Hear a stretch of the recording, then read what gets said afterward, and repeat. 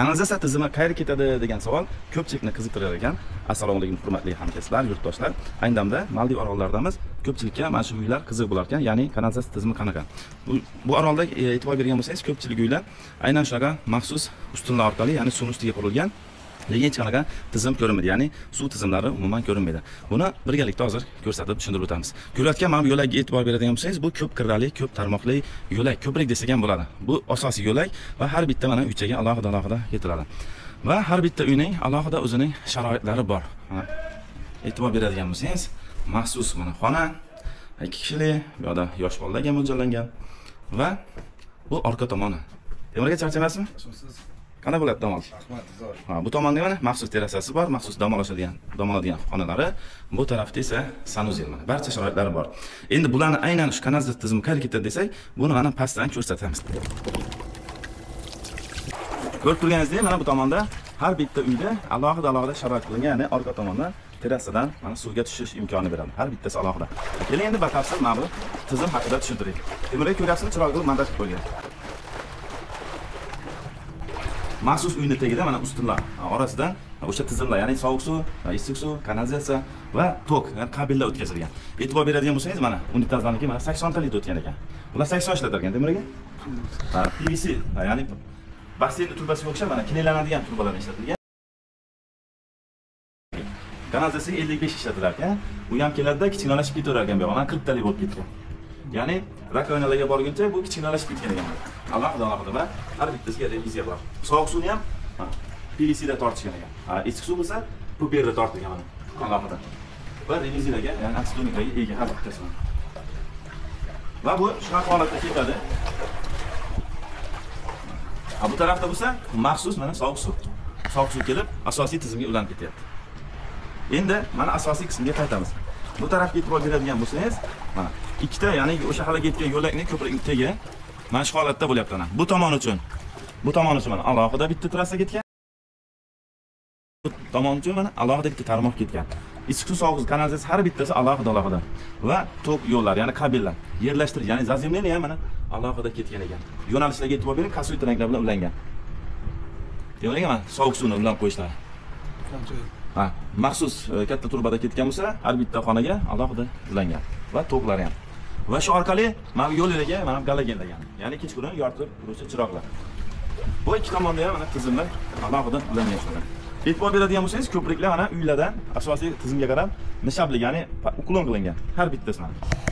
Har bittasi uklon qilingan va bu umumiyga qarab ketgan. Umumiy sekin pastlab ketgan. Bu tomonga e'tibor beradigan bo'lsangiz, sekin pastga qarab ketgan va asosiy, ya'ni orolni o'sha ichkariga o'tib ketgan bo'ladi. U yoqda maxsus tizim bor, ya'ni maxsus septik tizim deydi. Ya'ni suvni qayta ishlash. Buni qayta ishlaydi, yana ketma-ket o'sha filtrlar tozalab, yana o'sha orolga qo'yib yuborar ekan.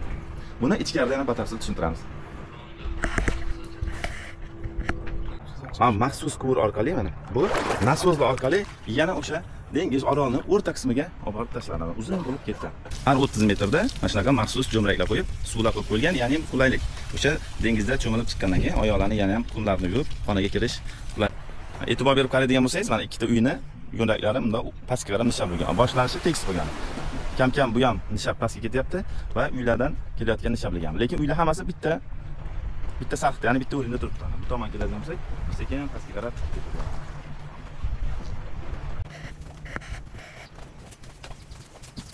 Aslida maxsus quvurlardan foydalanar ekan mana. Kanallarni ko'ryapsiz buni.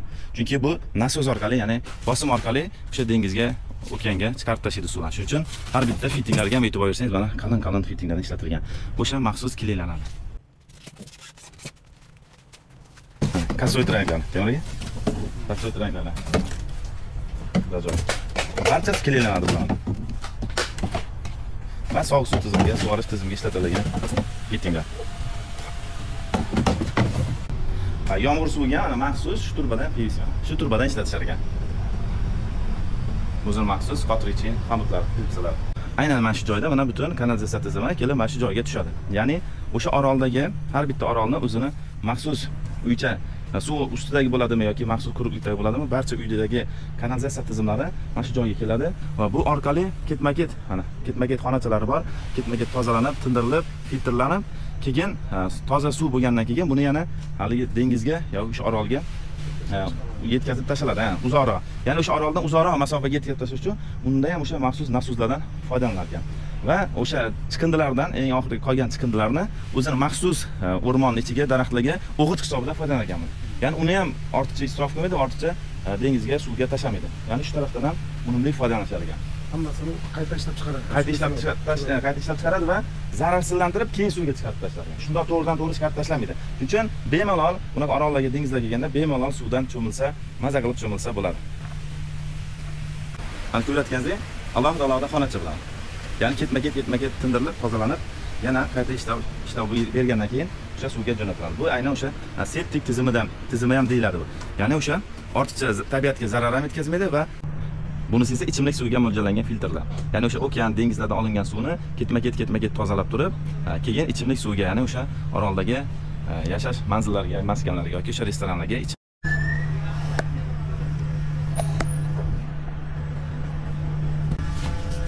boshlang'ich suvlar bu orqali yo'nqislarga tindiriladi va ichkariga, mana bu esa ichkarilarga o'sha maxsus filtrlar bor. Ko'ryapsizlar, qanchalik tozalanib, keyin ichimlik suvga yetkazib beriladi. Mana. Juda go'zal, mukammal ishlab qo'yilgan.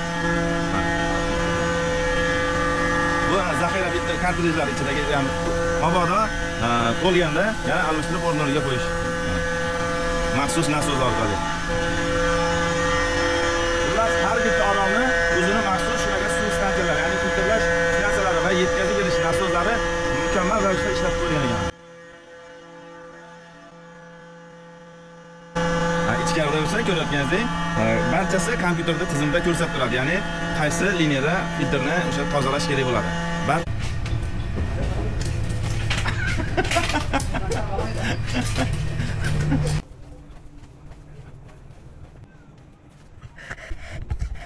O'rmonning o'zining ichida, aynan orolning o'zining ichida maxsus ko'chat yetishtiradigan maxsus mana joylari bor ekan. Baqlajonlar. Bu yerda baqlajonlar, har xil mevali ko'chatlar, qalampirlar mana hammasidan bor ekan. Pomidor, maxsus gullar yetishtirishar ekan. Ya'ni bu issiqxonasi desak ham bo'ladi. Endi bularga issiqxona shartmas emas. Maxsus bog'chasi mana. Teskari qo'yishgan. Mana to'g'anda ham rayhonlar. Ular rayhonlar boshqacha ekan-a? Hidi zo'r ekan lekin. Rayhon hidi zo'r ekan. Mana. Maxsus manzarali gullar. Bu esa o'zimizni qo'llab yurgan stillardan ekan. İçida sovuq suv kelgan, maxsus ana 100 talik, 110 talik ko'rni ichidan olib kelingan, ya'ni izolyatsiya hisobiga ham bu. Ham baquvvat bo'lib turadi. Yo'lakchalarni ham o'zining tabiiyligini saqlash maqsadida qum tashab qo'yishgan bo'ldi, maxsus oq qumdan. Hech qanaqa trotuar qilib, tosh qilib, boshqa narsa qilishmagan. 107-xona, 108-xona.